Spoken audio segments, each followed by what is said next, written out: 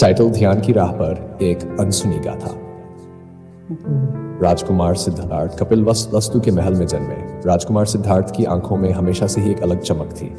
बचपन से ही उन्हें आम राजकुमारों से अलग माना जाता था। वह खेल कूद में नहीं बल्कि गहरे विचारों में खोए रहते थे। उनके पिता राजा शुद्धोधन ने यह महसूस किया कि उनका पुत्र संसार की असली सच्चाइयों से बचा हुआ है। परंतु एक रात जब पूरा महल गहरी नींद में था, राजकुमार ने अपने कमरे की खिड़की से बाहर देखा। एक अजीब सी बेचैनी उनके दिल में जन्म ले चुकी थी। उन्होंने अपनी माँ महारानी माया देवी से पूछा, माँ, इस संसार का असली स्वरूप क्या है? माया देवी ने गहरे चिंतित स्वर में उत्तर दिया, पुत्र, संसार का स्वरूप वो नहीं है जो तुम्हें यहाँ महल में दिखता है। पहला झटका। सिद्धार्थ के मन में उस रात के बाद से एक अजीब सी बेचैनी बैठ गई। उन्होंने अपने सारथी चन्ना से आग्रह किया कि वह उन्हें महल से बाहर ले जाए।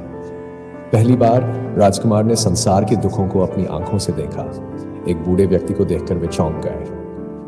उन्होंने चन्ना से पूछा, यह क्या है? चन्ना ने कहा, यह वृद्धावस्था है जिसे कोई नहीं टाल सकता। सिद्धार्थ की आंखों में संशय और गहरा गया। आगे बढ़ते हुए उन्होंने एक रोगी को देखा जो बिस्तर पर तड़प रहा था। सिद्धार्थ का मन व्याकुल हो उठा। यह क्या है? उन्होंने फिर पूछा। चन्ना ने कहा, यह रोग है जो सभी को हो सकता है। उस दिन सिद्धार्थ की यात्रा ने उन्हें जीवन की सबसे बड़ी सच्चाई से परिचित कराया, मृत्यु। एक शव को देखकर सिद्धार्थ झिझक गए। उन्होंने कांपते हुए चन्ना से पूछा, यह क्या है? चन्ना ने गहरी सांस लेते हुए कहा, यह मृत्यु है, जीवन का अंत। यह सुनकर सिद्धार्थ की आंखों में आंसू आ गए। वे समझ चुके थे कि इस संसार में कोई भी व्यक्ति इन दुखों से मुक्त नहीं है।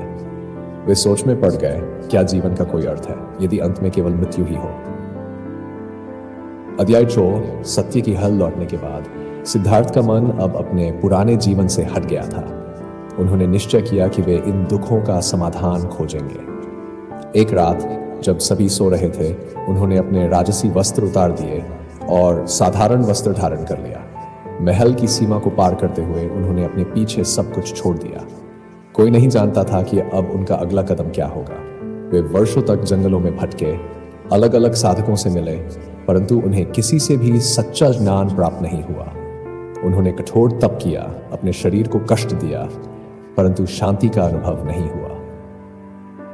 अध्याय 5, बोधि वृक्ष के नीचे। सिद्धार्थ ने तय किया कि अब वे अपने भीतर की यात्रा करेंगे। वे बोधगया पहुंचे और एक पीपल के वृक्ष के नीचे ध्यान में बैठ गए। उन्होंने निश्चय किया, जब तक सत्य का ज्ञान नहीं प्राप्त होगा, मैं यहां से नहीं उठूंगा। रात गहरी हो रही थी और सिद्धार्थ ध्यान में लीन थे। उनके मन में भयंकर विचार उठने लगे, भूत, पिशाच, राक्षस। परंतु उन्होंने अपने मन को स्थिर रखा। समय बीता गया और एक सुबह जब सूरज की पहली किरण ने उनके चेहरे को छुआ, सिद्धार्थ को ज्ञान प्राप्त हुआ। उन्होंने जाना कि संसार के सभी दुखों का कारण है तृष्णा, और इस तृष्णा को मिटाने का एकमात्र मार्ग है मध्य मार्ग। इसी क्षण सिद्धार्थ बुद्ध बन गए। धर्मचक्र प्रवर्तन ज्ञान प्राप्त करने के बाद बुद्ध ने अपने ज्ञान को साझा करने का निर्णय लिया। वे सारनाथ पहुंचे और वहां अपने पहले 5 शिष्यों को उपदेश दिया। यह उपदेश धर्मचक्र प्रवर्तन के नाम से जाना गया। उन्होंने बताया कि जीवन दुखों से भरा है, परंतु इन दुखों का अंत भी संभव है।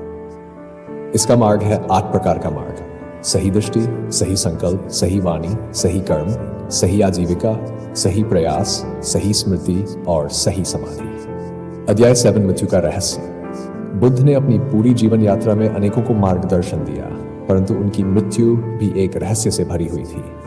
कुशीनगर में जब बुद्ध ने अपने अंतिम समय की भविष्यवाणी की, उनके शिष्यों के बीच खलबली मच गई। सभी उनसे विनती करने लगे कि वे संसार को न छोड़ें, परंतु बुद्ध ने शांतिपूर्वक कहा, जो जन्मा है वह नष्ट होना भी निश्चित है।